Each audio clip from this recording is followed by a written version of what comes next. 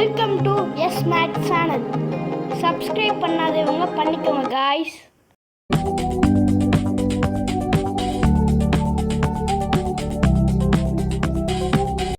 புவியின் உள்ளமைப்பு. புவியின் உள்ளமைப்பினை ஓர் ஆப்பிள் பழத்துடன் ஒப்பிடலாம். புவிக்கோளம் 3 செறிந்த அடுக்குகளாக பிரிக்கப்பட்டுள்ளன. புவி மேலோடு, கவசம், புவி கருவம் ஆகிய மூன்றும் புவியினுடைய உள்ளமைப்பின் 3 அடுக்குகள். புவி மேலோடு, கவசம், புவி கருவம். புவி மேலோடு கிரஸ்ட்னு சொல்லுவாங்க. அதனுடைய வெளிப்புற அடுக்கு தான் புவி மேலோடு. இதனுடைய சராசரி பருமன் 5 முதல் 30 கிலோமீட்டர் வரை உள்ளது. புவி மேலோட்டினுடைய பருமன் 5 முதல் 30 கிலோமீட்டர். இதன் பருமன் கண்டப்பகுதிகளில் 35 கிலோமீட்டர் ஆகவும் கடல் தளங்களில் 5 கிலோமீட்டர் ஆகவும் உள்ளது. இதனுடைய பருமன் கொடுத்துருக்காங்க. அடுத்து பார்த்திங்கன்னா, கடல் மேலோடுகள் இலகுவான மற்றும் அடர்ந்த பாறைகளின் கலவை. பெரும்பாலும் கடல் மேற்பரப்பானது பசால்ட் பாறைகளால் ஆனது. இது முக்கியம். கடல் மேற்பரப்பு எந்த பாறைகளால் ஆனது? பசால்ட் பாறைகளால் ஆனது. பூமி ஒரு நீல நிறக்கோள். 71% பூமியின் பரப்பு நீரால் சூழப்பட்டுள்ளது. எவ்வளவு சதவீதம் நீர்னா 71%. புவி மேலோடு 2 பிரிவுகளை கொண்டது. கண்டங்களின் மேற்பகுதி கரும்பாறைகளால் ஆனது. இப்பகுதி முக்கிய கனிம கூறுகளான சிலிக்கா மற்றும் அலுமினிய தாதுக்களால் ஆனது. இந்த சியால் அப்படின்னு சொல்லுவாங்க. சியாலில் முதல் 2 எழுத்து பார்த்திங்கன்னா எஸ்ஐ சிலிக்காவை குறிக்குது. அடுத்த 2 எழுத்து ஏஎல்லுங்கிறது அலுமினியத்தை குறிக்குது. சியால் பாறை அப்படிங்கிறது புவி மேலோட்டினுடைய அந்த முக்கியமான பகுதி சியால் பாறை அப்படின்னு சொல்லுவாங்க. சியாலில் 2 இருக்குது, சிலிக்கா மற்றும் அலுமினியம். இதன் சராசரி அடர்த்தி 2.7 கிராம் பர் சென்டிமீட்டர் கியூப். இது அதனுடைய அடர்த்தியை குறிக்கிறது. கடல் தரைகளாலான இப்பகுதி சிலிக்கா மற்றும் மெக்னீசியத்தை மூலக்கூறுகளாக கொண்டுள்ளது. இது கீழ்ப்பகுதி. அந்த மேலோட்டினுடைய மேல் பகுதி சியால்னு சொல்கிறாங்க. கீழ்ப்பகுதி என்னன்னு சொல்லுவாங்கன்னா சிமா. சிலிக்கா மற்றும் மெக்னீசியம். MA அப்படிங்கிறது மெக்னீசியம், முன்னாடி இருக்கிற SI சிலிக்காவை குறிக்கிறது. இதனுடைய சராசரி அடர்த்தி பார்த்திங்கன்னா 3.0 கிராம் பர் சென்டிமீட்டர் கியூப். இது சிமா பாறையினுடைய அடர்த்தி. சியாலும் சிமாவும் சேர்ந்து புவியின் மேலோட்டின் கருப்பொருளாக அமைகின்றது. அப்போ புவி மேலோட்டில் அமைந்துள்ள 2 பாறைகள் அமைப்பு எதுனா சியால், சிமா. சியாலின் அடர்த்தி சிமாவின் அடர்த்தியை விட குறைவானதால் இவை சிமா அடுக்கின் மீது மிதக்கிறது. அடுத்து கவசம், மேண்டில்னு சொல்லுவாங்க. புவி மேலோட்டின் கீழடுக்குக்கு பேர் கவசம். புவி மேலோடும் கவசமும் மோகோரோவிசிக் என்ற எல்லை மூலம் பிரிக்கப்படுகிறது. இந்த மோகோரோவிசிக் அப்படிங்கிறது என்னென்னா, புவி மேலோட்டினுடைய கவசமும் புவி மேலோடும் அந்த 2ஐயும் எது பிரிக்கிறதுன்னு கேட்டாங்கன்னா மோகோரோவிசிக். இந்த கவசமானது சுமார் 2900 கிலோமீட்டர் தடிமன் கொண்டதாக காணப்படுகிறது. புவி கருவம், கோர்னு சொல்லுவாங்க. இதனுடைய மையப்பகுதி, புவியினுடைய மையப்பகுதிக்கு பேர் புவி கருவம். இதுக்கு பேர் பேரிஸ்பியர். புவி கருவத்துக்கு இன்னொரு பெயர் பேரிஸ்பியர். வெய்சாட் குட்டன்பர்க் என்ற இடைவெளி புவி கருவத்திற்கும் கவசத்துக்கும் இடையே எல்லையாக அமைகிறது. இது ஒரு முக்கியமான கேள்வி. வெய்சாட் குட்டன்பர்க், இதுக்கு பேர் இடைவெளின்னு சொல்லுவாங்க. அந்த இடைவெளி எதுக்குன்னா புவி கருவத்திற்கும் கவசத்துக்கும் இடையே எல்லையாக காணப்படுவதுக்கு பேர் வெய்சாட் குட்டன்பர்க். இந்த புவிக்கருவம் 2 அடுக்குகளை கொண்டுள்ளது. ஒன்று வெளிக்கருவம், இன்னொன்று உட்கருவம். வெளிக்கருவம்னா இது திரவ நிலையில் உள்ள இரும்பு குழம்பால் ஆனது. இக்கருவம் 2900 கிலோமீட்டர் முதல் 5150 கிலோமீட்டர் ஆழம் வரை காணப்படுகிறது. எதுனா வெளிக்கருவம். அந்த கருவுங்கிறது உள்பகுதி, அந்த மையப்பகுதி. அதில் பார்த்திங்கன்னா 2900 கிலோமீட்டர்லேருந்து 5150 கிலோமீட்டர் வரைக்கும் திரவ நிலையில் இரும்பு குழம்பால் ஆனது அப்படின்னு சொல்கிறாங்க வெளிக்கருவம். உட்கருவம் எடுத்துட்டால் இது திடநிலையில் நிக்கல் மற்றும் இரும்பால் ஆனது. அதுக்கு பேர் நைஃப் அப்படின்னு சொல்லுவாங்க. அது உட்கருவம். உட்கருவம் எதால் ஆனதுன்னா நைஃப். அது பார்த்திங்கன்னா 5150 கிலோமீட்டர் முதல் 6370 கிலோமீட்டர் வரை பறந்துள்ளது. இதன் அடர்த்தி 13 கிராம் பெர் சென்டிமீட்டர் கியூப் அடர்த்தி தெரிஞ்சு வச்சுக்கலாம். அடுத்து பார்த்திங்கன்னா புவியின் கொள்ளளவில் புவி மேலோடு 1% தான். கவசம் 84%, மீதியுள்ள 15% வந்து புவி கருவம். அப்போ புவி கருவத்தினுடைய சதவீதம் 15%, கவசம் 84, மேலோடு 1%. இதனுடைய ஆரம் கேட்பாங்க. புவியினுடைய ஆரம் 6371 கிலோமீட்டர், 6371 ஞாபகத்தில் வச்சுக்கோங்க புவியினுடைய ஆரம். அடுத்து புவியின் நகர்வுகள். பாறை கோளத்தில் ஏற்படும் உடைப்பு புவித்தட்டுகளை உருவாக்குகின்றது. நிலத்தட்டுகளின் நகர்வுகளே கண்டத்தட்டு நகர்வு. இது முக்கியமானது. நிலத்தட்டுகளின் நகர்வுக்கு பேர் கண்டத்தட்டு நகர்வு. இது பார்த்துக்குங்க. அடர்த்தி வேறுபடுவதால் 2 தட்டுகள் மோதிக்கொள்ளும் போது கடல் அகழிகள் உருவாகின்றன. கடல் அகழிகள் எவ்வாறு உருவாகின்றன அப்படின்னா, அடர்த்தி வேறுபடுவதால் 2 தட்டுகள் மோதிக்கொள்ளும் போது உருவாவதுக்கு பேர் கடல் அகழிகள். தட்டுகள் ஒன்றன் மேல் மற்றொன்று மோதும்போது வளைந்து மடிப்புகளை உருவாக்குகின்றன. இவ்வகையில்தான் இமயமலை சிகரங்கள் உருவானது. இமயமலை சிகரங்கள் உருவாவதற்கான காரணம் என்ன அப்படின்னா, தட்டுகள் ஒன்றின் மீது மற்றொன்று மோதும்போது வளைந்து மடிப்புகளை உருவாக்குவதனால இமயமலையை பார்த்திங்கன்னா மடிப்பு மலைகள்னு சொல்லுவாங்க. அதுக்கு இந்த புவியினுடைய நகர்வு தான் காரணம். கண்டத்தட்டு நகர்வுகள் புவியின் மேற்பரப்பில் பல்வேறு மாற்றங்களை உருவாக்குகின்றன. புவியின் உள்ளிருந்து வெளிப்படும் சக்திகள் புற உந்து சக்திகள். வெளியிலிருந்து வந்தால் புற உந்து சக்தின்னு சொல்லுவாங்க. புறம்னா வெளியே அப்படின்னு அர்த்தம். அக உந்து சக்திகள்னு ஒன்று இருக்குது. அது என்னென்னா, அதாவது உள்ளிருந்து வெளிப்படுவது அக உந்து சக்திகளும், வெளியிலிருந்து வரும் சக்திகள் புற உந்து சக்திகள்னு சொல்லுவாங்க. அக உந்து சக்திகள் நிலநடுக்கம் மற்றும் எரிமலை வெடிப்பு போன்ற அளவற்ற பேரழிவுகளை புவியின் மேற்பரப்பில் ஏற்படுகின்றன. இந்த அக உந்து சக்திகள் காரணமாக தான் நிலநடுக்கம், எரிமலை வெடிப்பு உருவாகிறது. இதற்கான காரணம் அக உந்து சக்திகள். புவி மேலோட்டிற்கும் கவச மேல் அடுக்குக்கும் இடையே உள்ள பகுதியே மென்பாறை கோளம். இது ஒரு முக்கியமான பாயிண்ட்டு. புவி மேலோட்டிற்கும் கவச மேலடுக்குக்கும் இடையே உள்ள பகுதிக்கு பேர் மென்பாறை கோளம். அடுத்து நிலநடுக்கம். புவியின் மேலோட்டின் ஒரு பகுதியில் ஏற்படும் திடீர் நகர்வானது நிலத்தை அதிர வைக்கும் அசைவையும் நடுக்கத்தையும் ஏற்படுத்துவதையே நிலநடுக்கம் என்கிறோம். எந்த ஒரு இடத்தில் நிலநடுக்கத்தை ஏற்படுத்துகின்றனவோ அதனை நிலநடுக்க மையம் என்கிறோம். நிலநடுக்கம் என்ன தெரிஞ்சுக்கலாம். மையத்திற்கு மேல் புவியோட்டு பகுதியில் அமைந்திருக்கும் புள்ளி நிலநடுக்க மேல் மைய புள்ளி என்று அழைக்கப்படுகிறது. புவி அதிர்வலைகளை பதிவு செய்யும் கருவிக்கு பேர் நில அதிர்வுமானி. இங்கிலீஷில் சீஸ்மோகிராஃப் அப்படின்னு சொல்லுவாங்க. அதுக்கு தமிழில் நில அதிர்வுமானி. சில நேரங்களில் சீஸ்மோகிராஃப்னே கொடுத்துருவாங்க சாய்ஸில். நில அதிர்வுமானின்னு கொடுக்க மாட்டாங்க. அந்த கருவிக்கு பேர் சீஸ்மோகிராஃப், நில அதிர்வு அலைகளை பதிவு செய்யும் கருவி. இதனுடைய ஆற்றல் செறிவின் அளவினை ரிக்டர் அளவை, அந்த அளவுகோலுக்கு பேர் ஸ்கேல், ரிக்டர் ஸ்கேல்னு சொல்லுவாங்க. ரிக்டர் அளவையை கொண்டு கணக்கிடுகின்றனர். இதில் பார்த்தீங்கன்னா 0லிருந்து 9 வரை அந்த ரிக்டரில் பாயிண்ட்ஸ் பார்த்தீங்கன்னா 0 to 9 வரை இருக்குது. நில அளவை, அதை ரிக்டர் அளவைன்னு சொல்லுவாங்க. புவி அதிர்வானது புவி மேற்பரப்பில் அலைகளை பரவ செய்கிறது. இதனால் புவியின் மேலோட்டில் பிளவு ஏற்படுகிறது. அது அந்த அதிர்வானது புவி மேற்பரப்பில் அலைகளை பரவ செய்வதால் புவி மேலோட்டில் பிளவு ஏற்படுகிறது. அடுத்து 3 வகையான நில அதிர்வலைகள் அப்படின்னு சொல்கிறாங்க. பி அலைகள், எஸ் அலைகள், எல் அலைகள். பின்னா அழுத்தம், அழுத்த அலைகள்னு சொல்லுவாங்க. எஸ் அலைகளுக்கு பேர் முறிவலைகள், எல் அலைகளுக்கு பேர் மேற்பரப்பு அலைகள். இந்த கடலுக்கு அடியில் அல்லது கடற்கரை ஓரங்களில் ஏற்படும் நிலநடுக்கமானது கடல் பேரலைகளை ஏற்படுகின்றன. அதுக்கு பேர் சுனாமின்னு சொல்லுவாங்க. கடல் பேரலைகள் அது கடலுக்கு அடியில் அல்லது கடற்கரை ஓரங்கள் ஏற்படும் நிலநடுக்கத்தினால் ஏற்படுவது தான் சுனாமி, பேரலைகள். இந்த சுனாமிங்கிற சொல் பார்த்திங்கன்னா ஜப்பானிய சொற்றொடர், முக்கியமானது. எந்த மொழிச்சொல் அப்படின்னு கேட்பாங்க. சுனாமிங்கிற வார்த்தை பார்த்திங்கன்னா ஜப்பானிய மொழிச்சொல். நிலநடுக்கத்தால் கடல் ஏற்படும் பெரிய அலைகளை குறிக்கிறது. சுனாமிங்கிறது பெரிய அலைகள். ஜப்பானிய கடலோர பகுதி மற்றும் ஏனைய பசிபிக் கடலோர பகுதிகளிலும் சுனாமியின் நிகழ்வு அதிகம் காணப்படுகிறது. அது அடிக்கடி நடக்கக்கூடிய பகுதி பார்த்திங்கன்னா ஜப்பானிய கடலோர பகுதி. அதனால தான் பார்த்திங்கன்னா அது சுனாமின் பேர் ஜப்பானிய மொழியில் வச்சுருக்காங்க. மிகப்பெரிய டிசாஸ்டர்னு சொன்னாங்க.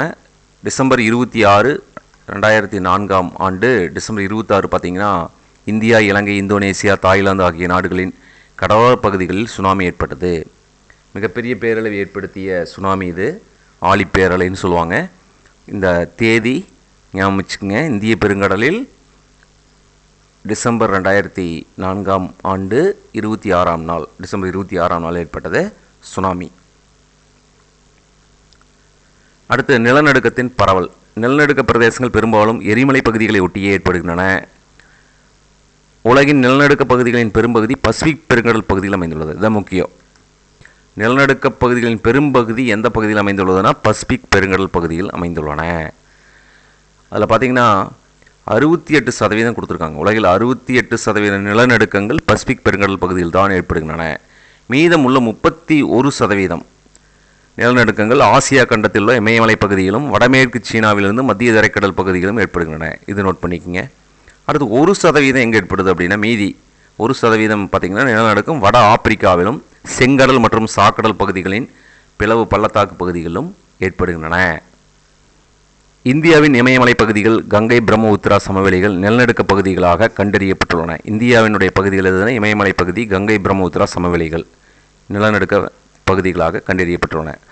1991 பார்த்திங்கன்னா உத்தரகாசியிலும் 1999 சாமோலியிலும் மோசமான நிலநடுக்கங்கள் ஏற்பட்டன. அந்த ஆண்டுகள் பகுதியில் ஞாபகத்தில் வச்சுக்கோங்க. 1991 உத்தரகாசி, 1999 சாமோலி.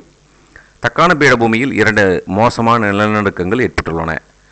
1967 கெய்னா, மகாராஷ்டிராவில் கெய்னாங்கிற இடத்துலையுமே 1993 லாத்தூர் அப்படிங்கிற 2 பகுதிகளில் தக்கான பீடபூமி, இந்த ரெண்டுமே அதில் பார்த்திங்கன்னா மிக மோசமான நிலநடுக்கங்கள் ஏற்பட்டுள்ளன. அடுத்து எரிமலைகள். புவியின் மேற்பரப்பில் உள்ள பிளவு அல்லது துளை வழியே வெப்பம் மிகுந்த மாக்மா என்னும் பாறை குழம்பு வெளியேறுவதையே எரிமலை என்கிறோம். அந்த பாறை குழம்புக்கு பேர் மாக்மா. இது வெப்பம் மிகுந்த ஒரு பாறை குழம்பு. இதுதான் வெளியே வருது. இதுக்கு பேர் எரிமலை. எரிமலையின் வாய் வட்ட வடிவில் காணப்படும். இது முக்கியம். என்ன வடிவில் காணப்படும்னா வட்ட வடிவில் காணப்படும். எரிமலையின் திறப்பு அல்லது வாய்ப்பகுதிக்கு பேர் வெண்ட், துளை அப்படின்னு சொல்கிறாங்க. வெண்ட் இங்கிலீஷில். அதனுடைய திறப்பு அல்லது வாய்ப்பகுதி. புவியின் உள்ள வாயுக்களுடன் கூடிய பாறை குழம்பு மாக்மா எனவும், இவை புவி மேற்பரப்புக்கு வரும் பொழுது லாவா எனவும் அழைக்கப்படுகிறது. இது மிக முக்கியம். புவியின் உள்ள அந்த வாயுக்களுடன் கூடிய பாறை குழம்பாக இருக்கும்போது அதுக்கு பேர் மாக்மா. புவிக்கு மேலே வந்துருச்சுன்னா மேற்பரப்புக்கு வரும்போது லாவா. அந்த எரிமலையினுடைய திறப்புக்கு பேர் எரிமலை வாய் என்று அழைக்கப்படுகிறது. கூம்பு வடிவ குன்றின் உச்சி பகுதியில் தோன்றும் பள்ளத்தையே எரிமலை பள்ளம். அந்த பள்ளத்துக்கு பேர் எரிமலை பள்ளம். இதெல்லாமே பார்த்திங்கன்னா நம்ம படிச்சிருக்கோம். எரிமலை வெடிப்புக்கான காரணங்கள். புவியின் உள்ளாழம் அதிகரிக்க அதிகரிக்க வெப்பமானது ஒவ்வொரு 32 மீட்டருக்கும் 1 சென்டிமீட்டர் வீதம் உயர்ந்து கொண்டே இருக்கும். இது பார்த்திங்கன்னா ஆழம் கீழே அதிகரிச்சுன்னா 32 மீட்டர் கீழே போனோம்னா 1 சென்டிமீட்டர் வெப்பநிலையானது அதிகரிக்கிறது. ஒவ்வொரு 32 மீட்டருக்கும் 1 டிகிரி செல்சியஸ் வீதம் உயர்ந்து கொண்டே செல்கிறது அப்படிங்கிறாங்க. வெப்பத்துடன் அழுத்தமும் அதிகரிக்கிறது. கீழே போக போக அழுத்தம் அதிகரிக்குது. 15 கிலோமீட்டர் ஆழத்தில் அழுத்தமானது சதுர சென்டிமீட்டருக்கு 5 டன்கள் என்ற அளவில், 15 கிலோமீட்டர் ஆழத்தில் பார்த்தோம்னா 5 டன் என்ற அளவில் உயர்கிறது. அழுத்தம் உயருது. இத்தகைய நிலையில் புவியில் உள்ள பாறையானது குழம்பு நிலைக்கு மாறுகிறது. இதனையே மாக்மா என்கிறோம். பூமிக்கு உள்ள இருக்கக்கூடிய அந்த பாறை குழம்புக்கு பேர் மாக்மா. எரிமலைகள் பற்றிய அறிவியல் பூர்வமான ஆய்வுகளை எரிமலை ஆய்வியல், அது இங்கிலீஷில் பார்த்திங்கன்னா வால்கனாலஜி, இது தெரிஞ்சு வச்சுக்கோங்க. எரிமலை ஆய்வியல் வால்கனாலஜி என அழைக்கிறோம். வால்கனோ அப்படின்னா எரிமலைகள்னு அர்த்தம். அதை பற்றி படிக்கக்கூடிய அந்த படிப்புக்கு பேர் வால்கனாலஜி, எரிமலை ஆய்வியல். ஆய்வு மேற்கொள்ளும் வல்லுநர்கள் எரிமலை ஆய்வியலாளர்கள், வல்கனாலஜிஸ்ட் அப்படின்னு சொல்கிறாங்க. வல்கனாலஜிஸ்ட். எரிமலை வெடிப்பின் தன்மைகள். சில சமயங்களில் எரிமலை குழம்பின் வெளியேற்றம் மற்றும் பரவல் மெதுவாக நடைபெறுகிறது. இதனையே பிளவு வெடிப்பு வகை எரிமலை என்கிறோம். இந்த வகையினால் சமநிலங்களும் பீடபூமிகளும் தோன்றின. எடுத்துக்காட்டு இந்தியன் தக்கான பீடபூமி, வட அமெரிக்காவின் கொலம்பியா பீடபூமி. இந்த 2 எப்படி உருவாச்சு அப்படின்னு கேட்பாங்க. இது பார்த்திங்கன்னா இந்தியாவினுடைய தக்கான பீடபூமி, வட அமெரிக்காவினுடைய கொலம்பியா பீடபூமி காரணம் பார்த்திங்கன்னா இந்த எரிமலை வெடிப்பினுடைய பிளவு வகை எரிமலை. இதுக்கான காரணம் பிளவு பிளவு வெடிப்பு வகை எரிமலை. பிளவு வெடிப்பு வகை எரிமலை அதாவது அந்த மெதுவாக நடக்கிறதுனால இது மாதிரியான தக்கான பீடபூமி மற்றும் வட அமெரிக்கானுடைய கொலம்பியா பீடபூமி உருவாகியிருக்கிறதுன்னு சொல்கிறாங்க. இந்தோனேசியாவில் கரகாட்டோவோ தீவில் உள்ள எரிமலை 27 ஆகஸ்ட் 1883 ஆண்டு வெடித்து மாக்மாவை வெளியேற்றியது. அந்த ஆண்டு முக்கியம் 1883 ஆகஸ்ட் 27. இந்தோனேசியாவில் பார்த்திங்கன்னா கரகாட்டோவோ தீவுள்ள எரிமலை. லாவாவின் பரவல் மற்றும் வேகம் அதில் உள்ள சிலிக்கா மற்றும் நீரின் அளவை பொறுத்தது. அந்த சிலிக்கா நீர் இந்த ரெண்டுமே பார்த்திங்கன்னா பாறையில் கலந்துள்ளது. அதனுடைய அளவை பொறுத்து தான் அந்த லாவாவினுடைய பரவல் மற்றும் வேகம் இருக்கும். பேரன் தீவானது அந்தமான் தலைநகரிலிருந்து 138 கிலோமீட்டர் வடகிழக்கே அமைந்துள்ளது. அதுக்கு பேர் பேரன் தீவு. அடுத்து சுமத்ராவிலிருந்து மியான்மர் வரை உள்ள நெருப்பு வளையத்தினுள் இருக்கும் ஒரு செயல்படும் எரிமலை இதுவே ஆகும். இந்த பேரன் தீவு ஒரு செயல்படும் எரிமலைக்கு உதாரணம். சுமத்ராவிலிருந்து மியான்மர் வரைக்கும் இருக்கக்கூடிய நெருப்பு வளையத்தில் இருக்கும் ஒரு செயல்படும் எரிமலை. கடைசியாக 2017 ஆண்டில் இது எரிமலை குழம்பை வெடித்து வெளியேற்றியது. பேரன் தீவு அந்தமான் தலைநகரிலிருந்து 138 கிலோமீட்டர் வடகிழக்கே அமைந்துள்ளது. எரிமலையின் வகைகள் பார்த்திங்கன்னா 3 வகை. செயல்படும் எரிமலை, உறங்கும் எரிமலை, செயல் இழந்த எரிமலை. செயல்படும் எரிமலைனா அடிக்கடி வெடித்தும் பாறை குழம்பை வெளியேற்றும் எரிமலைகள் செயல்படும் எரிமலைகள். இப்போ பார்த்திங்கன்னா பசிபிக் கடற்கரை ஓரமாக உள்ள பெரும்பாலான எரிமலைகள் இவ்வகையை சார்ந்தது. சராசரியாக உலகெங்கும் 600 செயல்படும் எரிமலைகள் உள்ளன. அந்த செயல்படும் எரிமலைகளுக்கான ஒரு நல்ல உதாரணம் மத்திய தரைக்கடல் பகுதியுள்ள ஸ்ட்ராம்போலி. அடுத்து அமெரிக்க ஐக்கிய நாடுகளில் செயின்ட் ஹெலன், இது அமெரிக்காவில் இருக்குது செயின்ட் ஹெலன். அடுத்து பிலிப்பைன்ஸ் தீவில் உள்ள பினாட்டுபோ. இந்த 3மே பார்த்திங்கன்னா செயல்படும் எரிமலைகள். உலகின் மிகப்பெரிய செயல்படும் எரிமலை எங்கே இருக்குன்னா ஹவாய் தீவில் உள்ள மவுனாலோ எரிமலை. இது ஹவாய் தீவில் இருக்குது. மவுனாலோ எரிமலை உலகின் மிகப்பெரிய செயல்படும் எரிமலை ஆகும். அடுத்து பார்த்திங்கன்னா ஸ்ட்ராம்போலி. இது பார்த்திங்கன்னா நம்ம இப்போ தான் சொன்னோம் மத்திய தரைக்கடல் பகுதியில் அமைந்துள்ளது. இது என்ன சொல்கிறாங்கன்னா மத்திய தரைக்கடலின் கலங்கரை விளக்கம் அப்படின்னு சொல்லக்கூடிய எரிமலைக்கு பேர் ஸ்ட்ராம்போலி எரிமலை. இவை எல்லாமே செயல்படும் எரிமலைகள் ஆகும். எரிமலைனா பல வருடங்களாக எரிமலை குழம்பை வெளியேற்றுவதற்கான எந்த ஒரு அறிகுறியும் வெளிப்படுத்தாமல் எப்போது வேண்டுமானாலும் செயல்படலாம் என்ற நிலையில் உள்ள எரிமலைகள் உறங்கும் எரிமலைகள். எடுத்துக்காட்டு இத்தாலியின் வெசுவியஸ், ஜப்பானில் இருக்கிற பியூஜியாமா, இந்தோனேசியாவினுடைய கரக்கடோவா. இவை எல்லாமே பார்த்திங்கன்னா உறங்கும் எரிமலைகளுக்கு எடுத்துக்காட்டு. இந்த 3மே ரொம்ப முக்கியம். இத்தாலியினுடைய வெசுவியஸ், ஜப்பானின் பியூஜியாமா, இந்தோனேசியாவில் உள்ள கரக்கடோவா. இவை உறங்கும் எரிமலைகள். அடுத்து செயலிழந்த எரிமலை அப்படின்னா வெடிப்பு ஆற்றல் முழுவதையும் இழந்து சுமார் 1000 ஆண்டுகளாக வெடிப்பதை நிறுத்திவிட்ட எரிமலை செயலிழந்த எரிமலை எனப்படுகிறது. மியான்மரினுடைய போப்பா, ஆப்பிரிக்காவினுடைய கிளிமாஞ்சாரோ, கென்யா எரிமலைகள் இவங்கெல்லாம் செயலிழந்த எரிமலைகளுக்கு எடுத்துக்காட்டு. பார்த்துக்குங்க, மியான்மரின் போப்பா, ஆப்பிரிக்காவின் கிளிமாஞ்சாரோ, கென்யா எரிமலைகள் செயலிழந்த எரிமலைகளுக்கு எடுத்துக்காட்டு. உலக எரிமலை பரவல் அதிகமாக வளைந்த அல்லது பிளவுபட்ட பகுதிகளில்தான் எரிமலை வெடிப்பு ஏற்படுகிறது. உலகின் 3 முக்கிய எரிமலை நிகழ்வு பகுதிகள் உள்ளன. அவை பசிபிக் வளைய பகுதி, மத்திய கண்ட பகுதி, மத்திய அட்லாண்டிக் பகுதி. இந்த பசிபிக் வளைய பகுதியை பற்றி பார்த்தோம்னா இந்த எரிமலை பகுதியானது குவிய கடல் தட்டின் எல்லைப் பகுதியில் அமையப்பெற்றுள்ளது. பசிபிக் பெருங்கடலின் கிழக்கு மற்றும் மேற்கு கடலோர பகுதியில் அமைந்துள்ளது. 3/2 பங்கு எரிமலைகள் இப்பகுதியில் அமைந்திருப்பதால் பகுதி பசிபிக் நெருப்பு வளையம், பசிபிக் ரிங் ஆர் ஃபயர்னு சொல்கிறாங்க.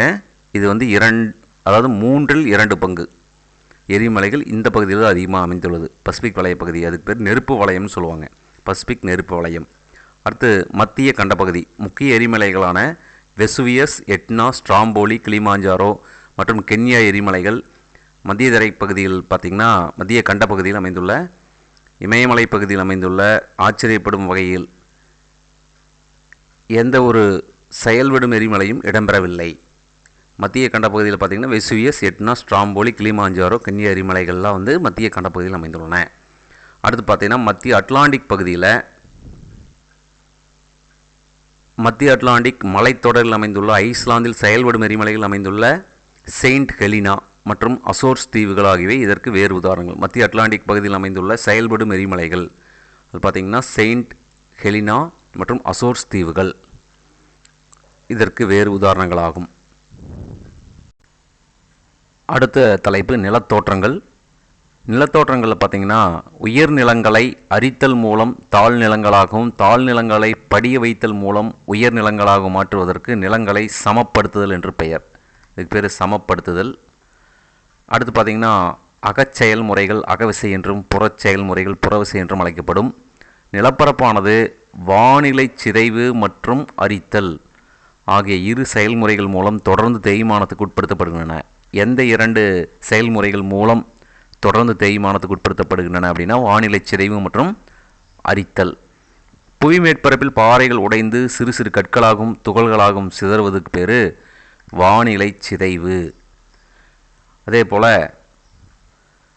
நீர், காற்று, பனி மற்றும் கடல் அலைகள் என பல வகைப்பட்ட காரணிகளால் புவி நிலத்தோற்றங்கள் அடித்து செல்லப்படுவதை அரித்தல் என்கிறோம். நீர், காற்று, பனி மற்றும் கடல் அலைகள் ஆகியவற்றால் கடத்தப்பட்டு இறுதியில் படிய வைக்கப்படுகின்றன. அரித்தல் மற்றும் படிய வைத்தல் முறைகளால் புவியின் மேற்பரப்பில் பலதரப்பட்ட நிலத்தோற்றங்கள் தோற்றுவிக்கப்படுகின்றன. நிலத்தோற்றங்கள் எவ்வாறு தோற்றுவிக்கப்படுகின்றன அப்படின்னா அரித்தல் மற்றும் படிய வைத்தல் முறைகளால். இந்த ரெண்டு முக்கியம். அரித்தல் மற்றும் படிய வைத்தல் முறைகளால் புவியின் மேற்பரப்பில் பலதரப்பட்ட நிலத்தோற்றங்கள் தோற்றுவிக்கப்படுகின்றன. அடுத்து 6. ஒரு குறிப்பிட்ட பாதையில் தோன்றும் இடத்திலிருந்து முகத்துவாரம் வரை ஓடுகின்ற நீர் ஆறு எனப்படுகிறது. இந்த முகத்துவாரம்னா கடலில் கலக்கும் இடத்துக்கு பேர் முகத்துவாரம்னு சொல்லுவோம். அது வரைக்கும் ஓடுகின்ற நீருக்கு பேர் ஆறு. ஆறுகள் ஒரு மலையிலிருந்தோ ஒரு குன்றிலிருந்தோ உற்பத்தி ஆகின்றன. ஆறு தோன்றும் இடம் ஆற்றின் பிறப்பிடம் என்று அழைக்கப்படுகிறது. ஆறு ஒரு ஏரியிலோ கடலிலோ அல்லது ஒரு பேராளியிலோ கலக்கும் இடம் ஆற்று முகத்துவாரம். ஆற்று முகத்துவாரம்னா என்னென்னா அந்த கடலில் கலக்கும் இடம் அல்லது ஒரு ஏரியில் கலக்கும் இடம். பேராளினா பெருங்கடல், அதில் கலக்கும் இடத்துக்கு பேர் முகத்துவாரம். ஆற்று நீரானது செங்குத்து சரிவை கொண்ட மலைப்பிரதேசத்தை அரிப்பதால் அங்கு ஆழமான வி வடிவ பள்ளத்தாக்குகளை உருவாக்குகிறது. இந்த வி வடிவ பள்ளத்தாக்குகள் எவ்வாறு உருவாகுதுன்னா ஆற்று நீரானது செங்குத்து சரிவை கொண்ட மலைப்பிரதேசத்தை அரிப்பதால், அது முக்கியம், அரிப்பதால் அங்கு ஏற்படக்கூடிய பள்ளத்தாக்குக்கு பேர் வி வடிவ பள்ளத்தாக்குகள். ஆற்று நீரானது ஒரு செங்குத்து பாறையின் வன் சரிவின் விளிம்பில் கீழ்நோக்கி வீழ்வதை நீர்வீழ்ச்சி, அதுக்கு பேர் நீர்வீழ்ச்சின்னு சொல்கிறாங்க. மென்பாறைகள் அரிக்கப்படுவதால் நீர்வீழ்ச்சி தோன்றுகிறது. எந்த பாறைகள் அரிக்கப்படுவதால்? மென்பாறைகள் அரிக்கப்படுவதால் நீர்வீழ்ச்சி தோன்றுகிறது. எடுத்துக்காட்டு தமிழ்நாட்டின் சிற்றாற்றின் குறுக்கே குற்றால நீர்வீழ்ச்சி. இப்போ குற்றால நீர்வீழ்ச்சி நம்ம கேள்விப்பட்டிருக்கோம். இது எந்த ஆற்றின் குறுக்கே இந்த நீர்வீழ்ச்சி அமைந்துள்ளது அப்படின்னா சிற்றாறு. அந்த ஆறுக்கு பேர் சிற்றாறு. சிற்றாற்றின் குறுக்கே அமைந்துள்ள குற்றால நீர்வீழ்ச்சி. நீர்வீழ்ச்சியின் கீழ்ப்பகுதியில் குழி உறுதல் காரணமாக ஏற்படும் பெரும்பள்ளம் உட்பாய்வு தேக்கம். அதுக்கு பேர் உட்பாய்வு தேக்கம் அப்படின்னு பேர். அது பார்த்திங்கன்னா நீர்வீழ்ச்சியுடைய கீழ்ப்பகுதியில் குழி உறுதல் காரணமாக ஏற்படுகிறது. ஆறு ஒரு சமவெளி பகுதியையோ அல்லது மலையடிவார பகுதியோ அடையும் பொழுது படியும் படிவுகளை வண்டல் விசிறிகள் என்கிறோம். வண்டல் விசிறிகள்னால் ஒரு சமவெளி பகுதியோ மலையடிவார பகுதியோ அடையும் போது படியும் படிவுகள், அதுக்கு பேர் வண்டல் விசிறிகள். ஒரு நீரோடை அல்லது ஆறு தன் போக்கில் ஒரு முதன்மை ஆற்றுடன் இணைவது துணையாறு எனப்படும். அதுக்கு பேர் துணையாறு. ஒரு முதன்மை ஆற்றிலிருந்து பிரிந்து செல்லும் ஆறுக்கு பேர் கிளையாறு. இந்த துணையாறு கிளையாருக்கு வித்தியாசம் என்னென்னு பாருங்கள். ஒரு முக்கியமான ஆறோட இணைஞ்சு வரக்கூடியதுக்கு பேர் துணையாறு. முக்கியமான ஆறுலேருந்து பிரிஞ்சு போகிற ஆறுக்கு பேர் கிளையாறு. கிளைனா மரத்தில் கிளைகள் ஞாபகத்தில் வச்சுக்கலாம். ஒரு அடி மரத்துலேருந்து மேலே அப்படியே கிளைகளையே பிரியுதுன்னு சொல்கிறோம் இல்லையா, அது மாதிரி முக்கியமான ஒரு நதியிலிருந்து பிரிஞ்சு போச்சுன்னா அதுக்கு பேர் கிளையாறு அப்படின்னு ஞாபகம் வச்சுக்கலாம். தென் அமெரிக்காவில் வெனிசுலா நாட்டில் காணப்படும் ஏஞ்சல் நீர்வீழ்ச்சி உலகிலேயே மிக உயரமான நீர்வீழ்ச்சி. உலகிலேயே மிக உயரமான நீர்வீழ்ச்சி ஏஞ்சல் நீர்வீழ்ச்சி தென் அமெரிக்கா கண்டத்தில் வெனிசுலா நாட்டில் காணப்படுகிறது. அடுத்து முக்கியமான நீர்வீழ்ச்சிகள் பார்த்தோம்னா வட அமெரிக்காவில் கனடா மற்றும் அமெரிக்க ஐக்கிய நாடுகளின் எல்லையில் அமைந்துள்ள நயாகரா நீர்வீழ்ச்சி. இந்த நயாகரா நீர்வீழ்ச்சி எங்கே அமைந்துள்ளதுன்னு கேட்பாங்க. அது வட அமெரிக்காவுடைய கனடா மற்றும் அமெரிக்க ஐக்கிய நாடுகளுடைய எல்லை, இந்த ரெண்டு நாட்டினுடைய எல்லையில் அமைந்துள்ளது நயாகரா நீர்வீழ்ச்சி. அடுத்து ஆப்பிரிக்காவின் ஜாம்பியா, மற்றும் ஜிம்பாப்வே நாடுகளின் எல்லையில் உள்ள விக்டோரியா நீர்வீழ்ச்சி. இது 2 நாடுகளுடைய எல்லையில் அமைந்துள்ளது. விக்டோரியா நீர்வீழ்ச்சி ஜாம்பியா மற்றும் ஜிம்பாப்வே நாடுகளுடைய எல்லையில் அமைந்துள்ளது. இதெல்லாம் முக்கியமான நீர்வீழ்ச்சிகள். அடுத்து ஆறானது சமவெளி பகுதி அடையும் போது ஆறு வளைந்து மற்றும் சுழன்று செல்வதால் தோன்றும் பெரிய வளைவுகளுக்கு பேர் ஆற்று வளைவுகள் அப்படின்னு சொல்லுவாங்க. மியாண்டர்ஸ் அதுக்கு பேர் ஆற்று வளைவுகள். எடுத்துக்காட்டு தமிழ்நாட்டில் கடலூர் மாவட்டத்தில் சேத்தியா தோப்பு அருகே வெள்ளாற்று பகுதியில் ஆற்று வளைவுகள் காணப்படுகின்றன. இந்த ஆற்று வளைவுகளுக்கு எடுத்துக்காட்டு சேத்தியா தோப்பு. இது வந்து பார்த்திங்கன்னா கடலூர் மாவட்டத்தில் அமைந்துள்ளது வெள்ளாற்று பகுதி. அடுத்து குதிரை குளம்பு ஏரி அப்படின்னு ஒன்று கேட்குறாங்க. ஆற்று வளைவுகளினுடைய இரு பக்கங்களிலும் தொடர்ந்து அடித்தல் மற்றும் படிதல் ஏற்படுவதால் ஆற்று வளைவுகளின் கழுத்து பகுதிகள் நெருங்கி வருகின்றன. நாளடைவில் ஆற்று வளைவு ஆற்றிலிருந்து துண்டிக்கப்பட்டு ஒரு ஏரியாக உருவெடுக்கிறது. இதுக்கு பேர் குதிரை குளம்பு ஏரி. ஆக்ஸ்போ லேக் அப்படின்னு சொல்லுவாங்க இங்கிலீஷில். குதிரை குளம்பு ஏரி அப்படிங்கிறது என்னென்னா ஒரு தனியாகவே துண்டிக்கப்பட்டு ஒரு ஏரியா மாறுது. அது ஆற்று வளைவினுடைய கழுத்து பகுதியில் நெருங்கி வந்து துண்டிக்கப்படக்கூடிய அந்த ஏரிக்கு பேர் குதிரை குளம்பு ஏரி. ஆசியா மைனர் என்ற நாட்டிலுள்ள மியாண்டர் ஆற்றின் பெயரின் அடிப்படையில் ஆற்று வளைவு என்ற ஏற்பட்டது. அது வந்து ஆசியா மைனர்னு எதை சொல்லுவாங்கன்னா துருக்கி சொல்லுவாங்க. அது ஆசியா மைனர் என்று அழைக்கப்படும் நாடு வந்து துருக்கி. ஆற்றின் வெள்ளப்பெருக்கு நுண்துகள்கள் மண் மற்றும் இதர பொருட்கள் கரையை ஒட்டிய பகுதிகள் அடுக்குகளாக படிய வைக்கின்றன. இவை வண்டல் படிவுகள். இந்த பார்த்திங்கன்னா ஆற்றின் கரையை ஒட்டிய பகுதிகளில் அடுக்குகளாக படிய வைக்கப்படுவதற்கு பேர் வண்டல் படிவுகள். வண்டல் படிவுகளால் வெள்ளச் சமவெளி உருவாகின்றது. இது லெவிஸ் உயர் அணை என அழைக்கப்படுகிறது. அந்த லெவிஸ்னால் என்னென்னா வண்டல் படிவுகளால் ஏற்படக்கூடிய வெள்ளச்சமவெளி. அடுத்து இந்த கிளையாற்றின் முகத்துவாரங்களில் தோற்றுவிக்கப்படும் படிவுகள் டெல்டாக்களை உருவாக்குகின்றன. அதுக்கு பேர் டெல்டாக்கள். அதாவது வண்டல் படிவுகளுக்கு பேர் டெல்டாக்கள். இந்த டெல்டாக்கள் உற்பத்தி திறன் மிகுந்த மண்ணாகும். எடுத்துக்காட்டு Kaveri delta, Ganga delta, Mississippi delta. ஒவ்வொரு முக்கியமான ஆற்றினுடைய பகுதிகள் பார்த்திங்கன்னா இப்போ பார்த்திங்கன்னா நம்மளதில் தஞ்சாவூரில் டெல்டா பகுதின்னு சொல்லுவாங்க. அது வந்து காவிரி டெல்டா பகுதி. அதுக்கு அடுத்தது பார்த்திங்கன்னா பனியாறு. பனியாறு என்பது மலைச்சரிவில் ஈர்ப்பு விசை காரணமாக சரிவை நோக்கி மெல்ல நகரும் பெரிய பனி குவியலுக்கு பேர் பனியாறு. பனியாறு மலை அல்லது பள்ளத்தாக்கு பனியாறுகள், கண்ட பனியாறுகள் என இரு வகை. ஒன்று வந்து கண்ட பனியாறு, இன்னொன்று பள்ளத்தாக்கு பனியாறு. கண்ட பனியாறுனா என்னென்னா கண்ட பகுதியில் பெரும் பரப்பில் பரவி காணப்படும் அடர்ந்த பனிப்படலம் கண்ட பனியாறு. எடுத்துக்காட்டு அண்டார்டிகா, கிரீன்லாந்தில் எல்லாம் இருக்கிறது பார்த்திங்கன்னா கண்ட பனியாறுக்கு எடுத்துக்காட்டு அண்டார்டிகா மற்றும் கிரீன்லாந்து. மலை அல்லது பள்ளத்தாக்கு பனியாறுங்கிறது மலையிலிருந்து பள்ளத்தாக்கை நோக்கி நகரும் பனியாறு பள்ளத்தாக்கு பனியாறு. இது வந்து பார்த்திங்கன்னா ஆற்று போக்குகளை பின்பற்றி பள்ளத்தாக்கு பனியாறு செல்கின்றன. ஆறு எப்படி நகருதோ அதனுடைய பாதையிலேயே இந்த பள்ளத்தாக்கு பனியாறுகள் இருக்கின்றன. பள்ளத்தாக்கு பனியாறுகள் செங்குத்தான பக்கங்களால் சூழப்பட்டுள்ளது. எடுத்துக்காட்டு இமயமலை மற்றும் ஆல்ப்ஸ் மலைப்பகுதியில் இந்த பள்ளத்தாக்கு பனியாறுகள் மலைப்பகுதியில் காணப்படுகின்றன. அடுத்து மலைச்சரிவில் பனி அரிப்பால் ஏற்படக்கூடிய அமைப்புக்கு பேர் சர்க்குகள். மலைச்சரிவில் பனி அரிப்பால் ஏற்படக்கூடிய நிலத்தோற்றங்களுக்கு பேர் சர்க்குகள். இந்த சர்க்குகள் என்பது பனி ஆறுகளால் அரிபடா பாறைகளில் தோன்றும் கை நாட்காலி போன்ற ஒரு நிலத்தோற்றம். இந்த கை நாட்காலி போன்ற ஒரு நிலத்தோற்றத்துக்கு என்ன பேர்னா சர்க்குகள். சர்க்குகள் அனைத்து பக்கமும் செங்குத்தாகவும் தலைப்பகுதி செங்குத்து சுவர் போன்றும் காணப்படும். இது ஸ்காட்லாந்தில் காரி சர்க், ஜெர்மனியில் கார் சர்க் என்றும் அழைக்கப்படுகிறது. வந்து ஸ்காட்லாந்தில் இதுக்கு பேர் காரி சர்க், ஜெர்மனியில் கார் சர்க் அப்படின்னு இந்த நிலத்தோற்றத்துக்கு பேர். அடுத்து டான் ஏரி அப்படின்னு ஒரு நிலத்தோற்றம் இருக்குது. அந்த டான் ஏரினா என்னென்னா பனி உருகும்போது சர்க்கு நீரால் நிரப்பப்பட்டு அழகான ஏரிகளாக மலைப்பகுதிகள் தோற்றமளிக்கின்றன. இந்த ஏரிகளுக்கு பேர் டான் ஏரிகள்.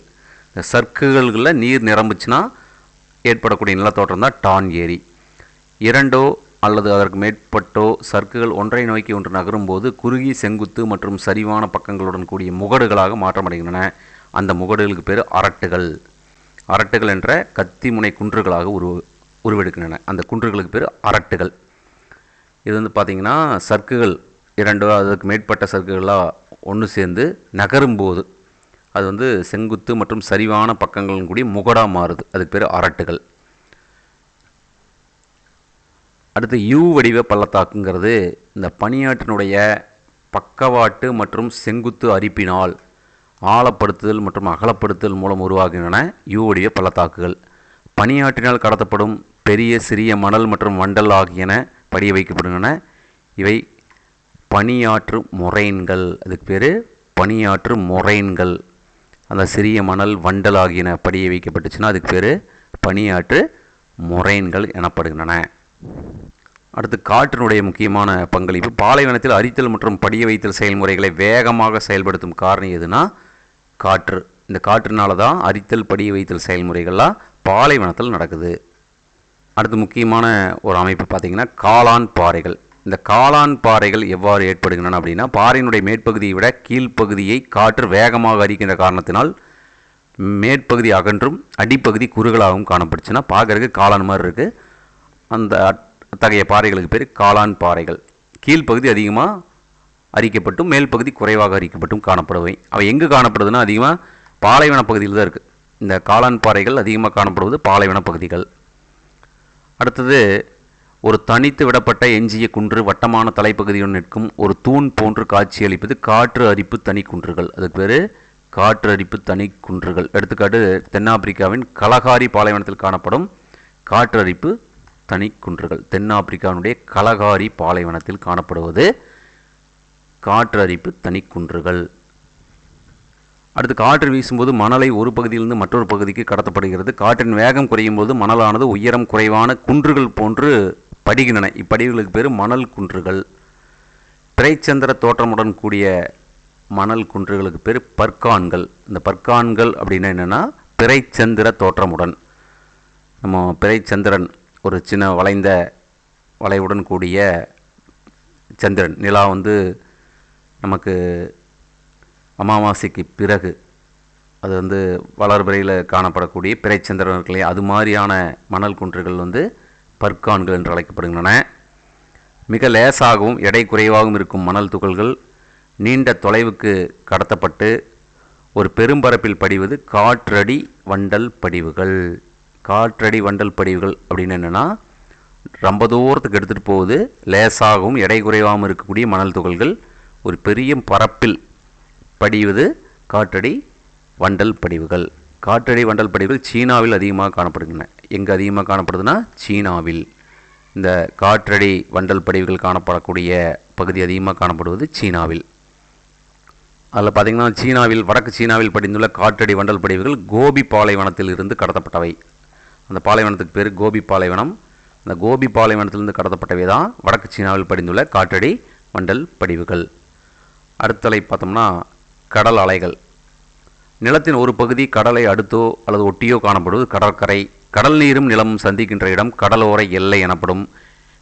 அலைகளின் அரிப்பினாலும் படிதலினாலும் கடற்கரை மாற்றத்துக்கு உள்ளாகிறது.